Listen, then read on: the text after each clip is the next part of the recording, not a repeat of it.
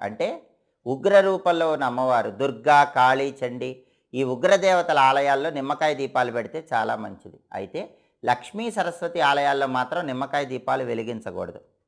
నిమ్మకాయ దీపాలు వెలిగించేటప్పుడు ఎవరైనా సరే కొన్ని ప్రత్యేకమైనటువంటి సూచనలు తప్పనిసరిగా పాటించాలి. కొన్ని తప్పులు ఎట్టి పరిస్థితుల్లో చేయకూడదు. ఆ తప్పులేంటంటే, ఒకే ఇంట్లో ఉన్నటువంటి ఇద్దరు ఆడవాళ్ళు ఒకేసారి నిమ్మకాయల దీపాలు దేవాలయంలో వెలిగించకూడదు. అలా వెలిగిస్తే దోషం ఏర్పడుతుంది.